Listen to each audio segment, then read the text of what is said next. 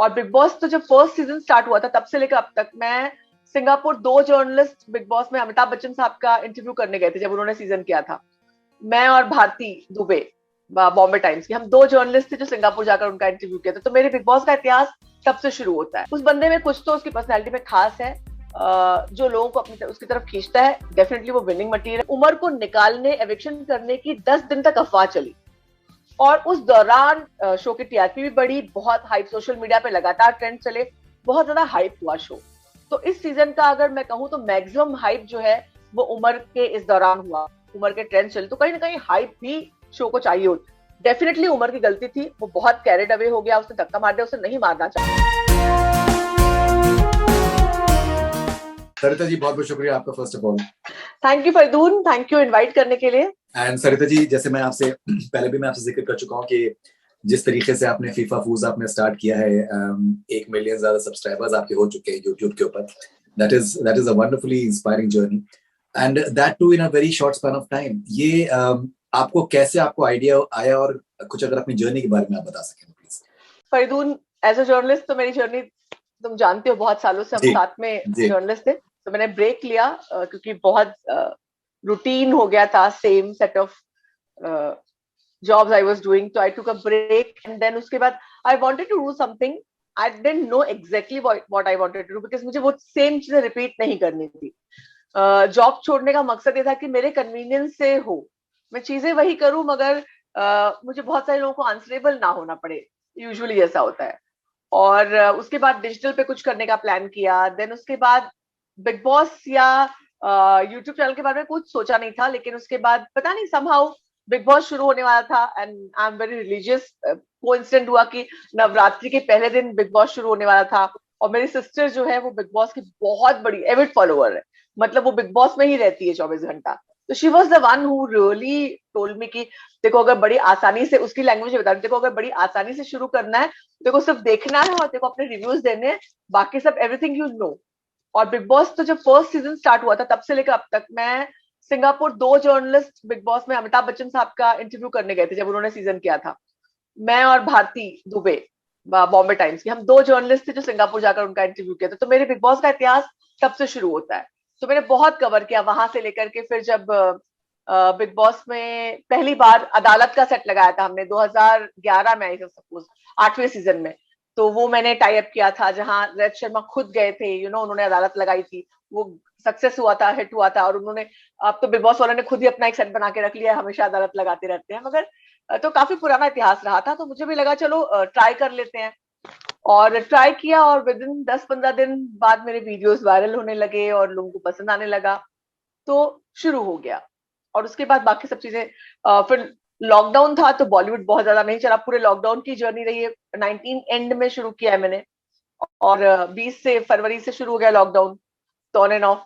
लेकिन अच्छी रही जर्नी, काफी मेहनत की मैंने, काफी, क्योंकि वो एज अ जर्नलिस्ट और टेलीविजन जर्नलिस्ट, वो भी टॉप चैनल, जो टॉप रेटेड चैनल जहाँ पर टीआरपी की होड़ होती है, वहां से काम करके आई थी। तो मैंने यूट्यूब में टेलीविजन जर्नलिज्म लाया, ब्रेकिंग न्यूज का। I am really proud to say that YouTube पे एक कॉन्सेप्ट था कि आप कोई चीज करते हो तो प्रोडक्शन हाउस टाइप के, यहाँ आ गया और डाल दिया, जल्दी फास्ट ब्रेकिंग न्यूज का कोई कॉन्सेप्ट नहीं था।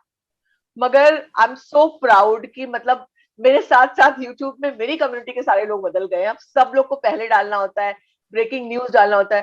फरीदून, जितनी चीजें मैंने शुरू की, मैंने ब्रेकिंग न्यूज का टेम्पलेट से बोल दो, लाइव बोल दो, बहुत सारी चीजें सब लोगों ने फॉलो की। और मुझे बहुत खुशी है कि मतलब यूट्यूब की दुनिया में भी मैंने वो हलचल मचाई जिस हलचल से बच करके मैं इलेक्ट्रॉनिक जर्नलिज्म छोड़कर आई थी।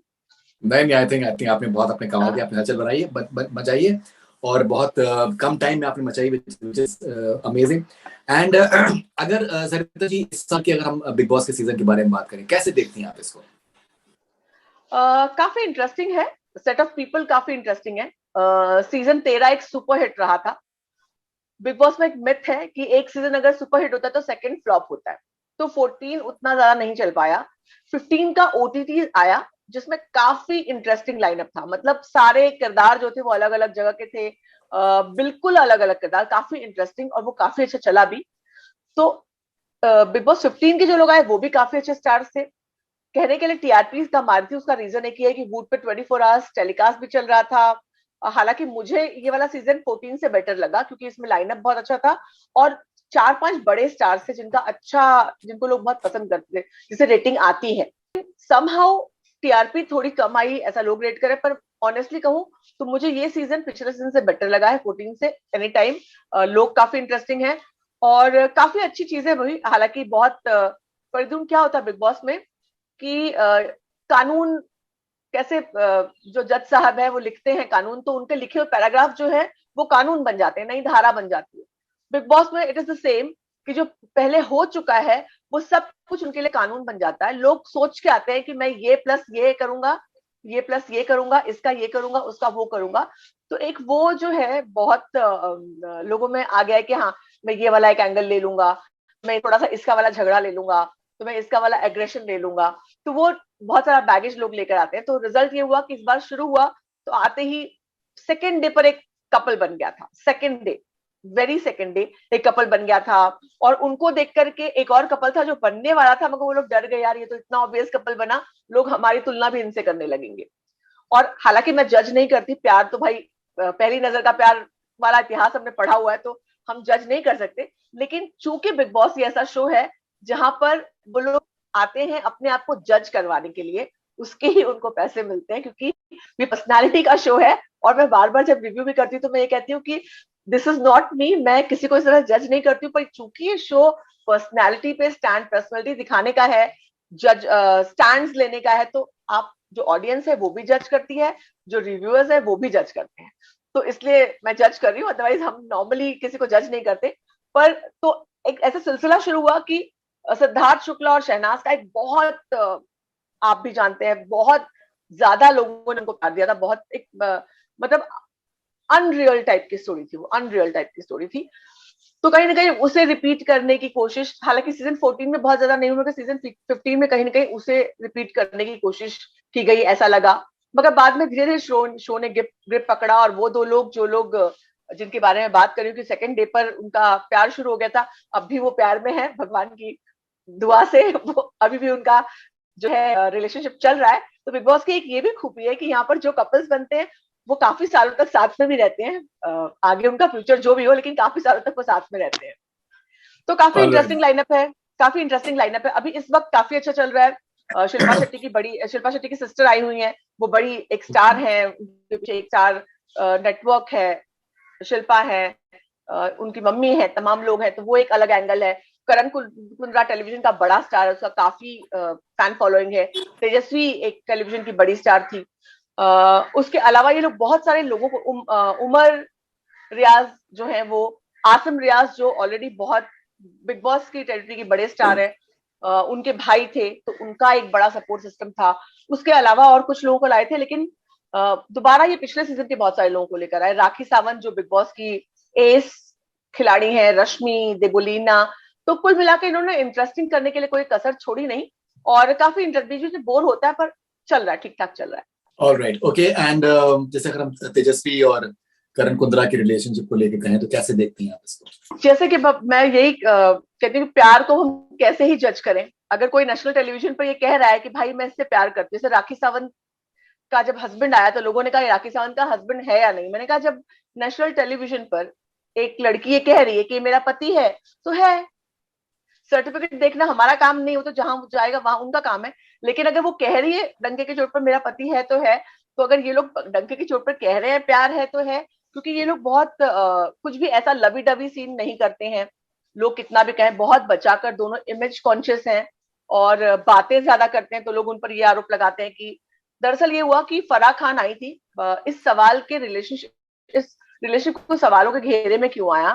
फराह खान आई थी कॉन्टेस्टेंट्स को रेट करने के लिए और उन्होंने करण कुंद्रा को नंबर 1 पे रेट किया और तेजस्वी को नंबर 2 पे रेट किया, बाकी सब उनके पीछे थे। और लोगों का ये कहना है, जो लोग उनके कपल को क्वेश्चन मार्क में लाते हैं, उनका ये कहना है कि उसके अगले दिन से इनकी कहानी शुरू हुई और इसलिए उन लोगों को ये रिश्ता फेक लगता है। लेकिन उसके पहले से एक लाइकिंग थी दोनों में। करण कुंद्रा का अलग जॉनर था, तेजस्वी का अलग जॉनर था, दोनों इसको देखते थे। और उसके पहले के लाइव फीड में बहुत सारे लोगों ने क्लिप्स वायरल किए जहां वो लोग इसको पसंद करते थे, ये दिखता था। मगर इसके बाद से एक एविडेंट हुआ जहां वो लोग बात करने लगे, काफी इंटरेस्टिंग लगता है। दोनों बिल्कुल डिफरेंट पर्सनैलिटीज हैं और करण की काफी उनकी लव लाइफ के बहुत चर्चे रहे हैं सोशल मीडिया में, हम सब जानते हैं, तो उनकी कहानी ऑलरेडी हाईलाइटेड रहती है।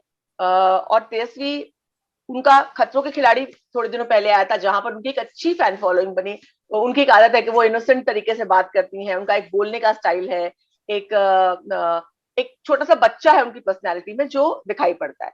तो कहीं ना कहीं वो इस पूरी कहानी को भी लोगों ने सिद्धार्थ शहनाज की कहानी से जोड़ा, कि शहनाज में भी एक बचपना था और सिद्धार्थ में एक वो स्टड वाली मैच्योरिटी थी, एक वो वाला स्टारडम वाला वो था, और उसकी भी कहानियां थी, उसके लोग उसको बहुत पसंद करते थे, लड़कियां बहुत पसंद करती, तो कहीं ना कहीं उससे जोड़कर देखा।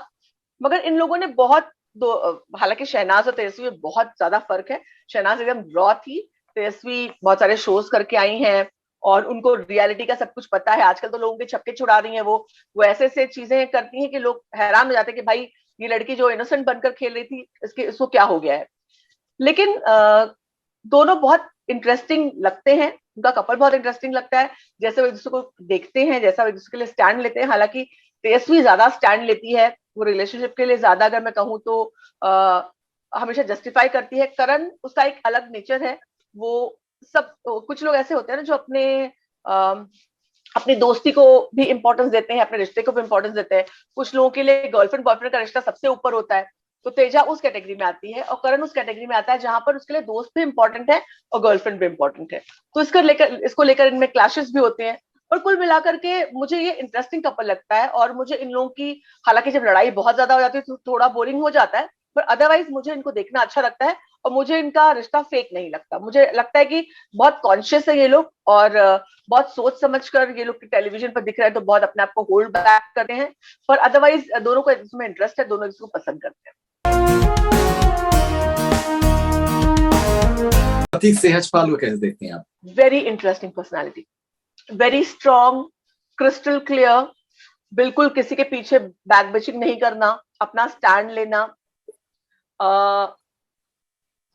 एक फोकस से खेलना, ये नहीं कि आज ऐसा कल वैसा, नहीं, जो है जैसा है सामने है, ये उसका प्लस पॉइंट है।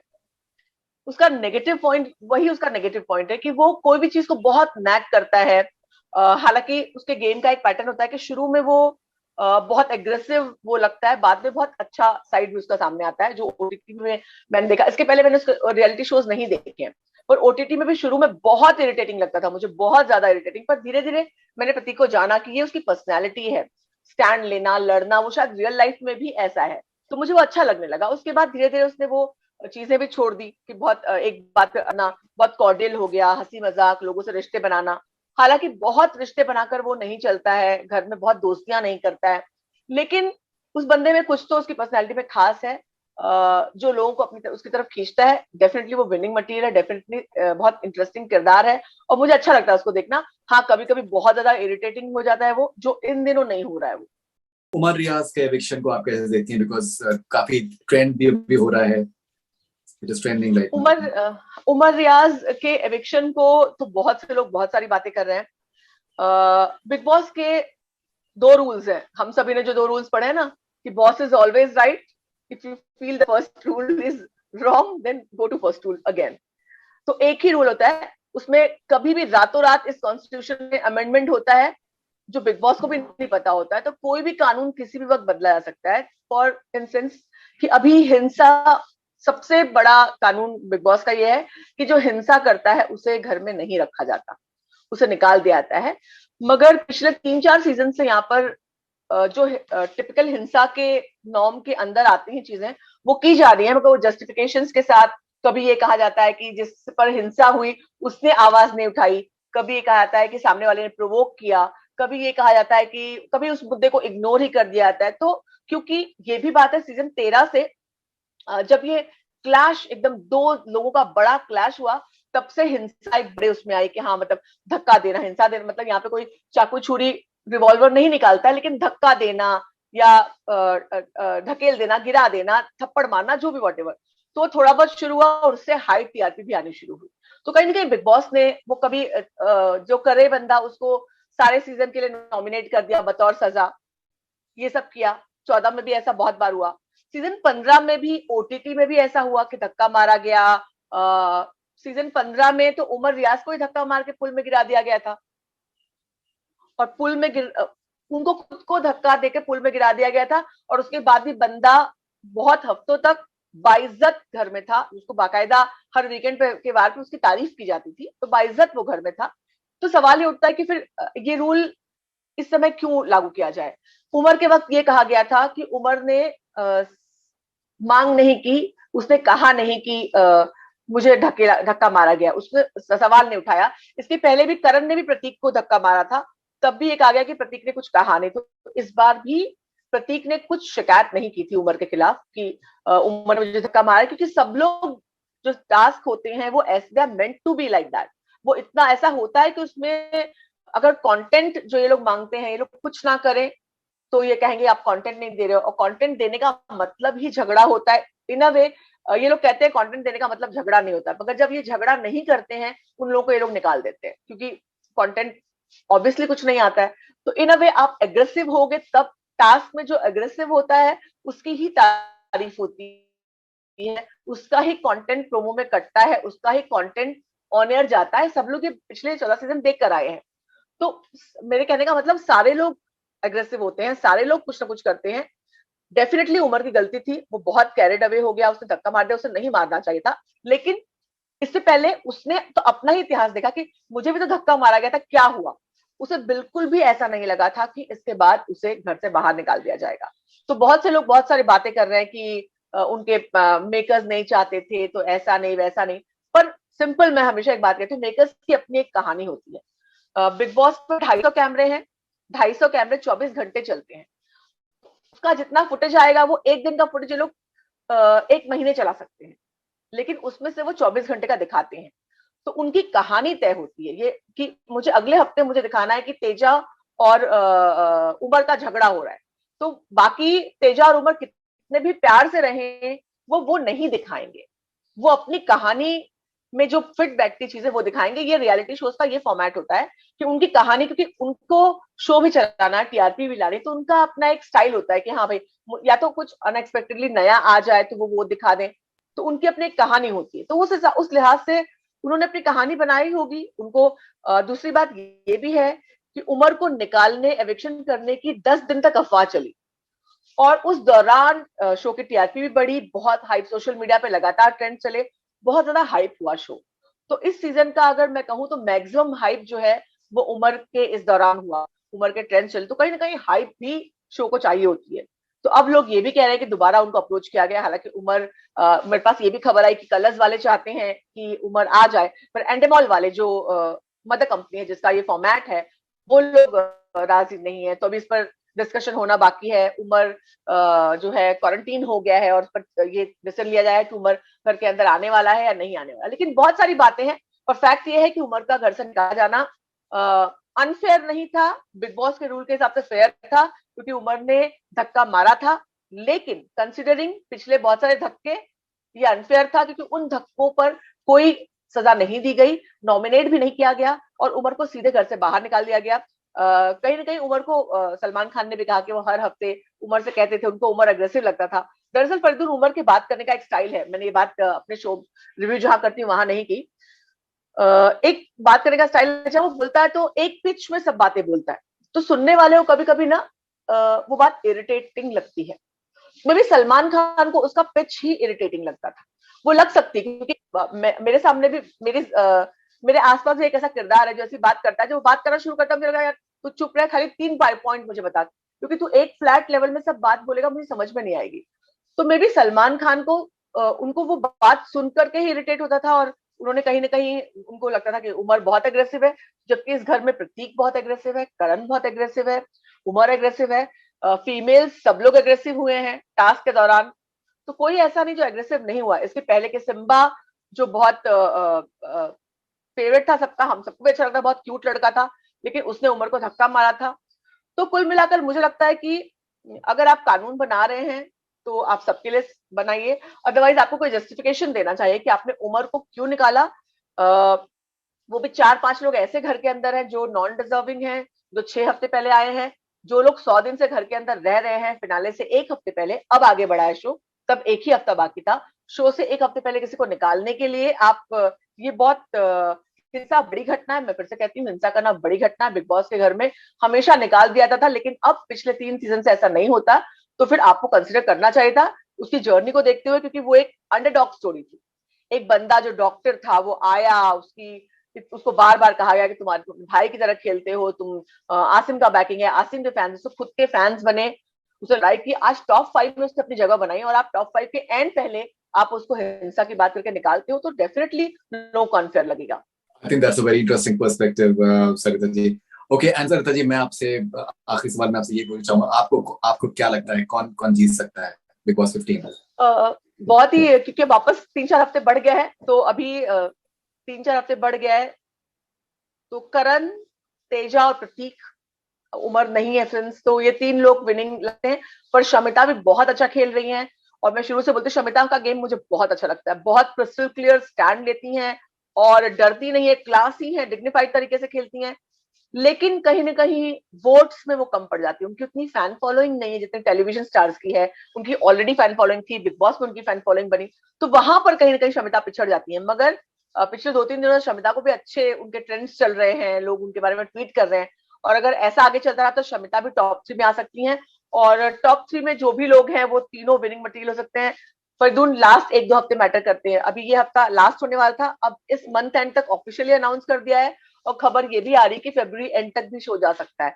तो मुझे लगता है कि मोस्ट प्रोबेबली करण या तेजा में से कोई जीत सकता है, जहां तक अगर मुझे लगता है। That's very interesting, and Sarita ji, I think जो आपका पर्सपेक्टिव है वो it's really fascinating. It's really fascinating to know your thoughts. Thank you. So बहुत बहुत शुक्रिया आपके बात के लिए Sarita ji, and all the best wishes for 2 million now. Thank you so much, Faridun. It was really lovely to connect with you and felt like a celebrity when Faridun is talking to me. So thank you so much and wish you all the very best. You are a celebrity. Yeah. Thank you very much. Thank you very much. Thanks a lot. Thank you, Sarita ji.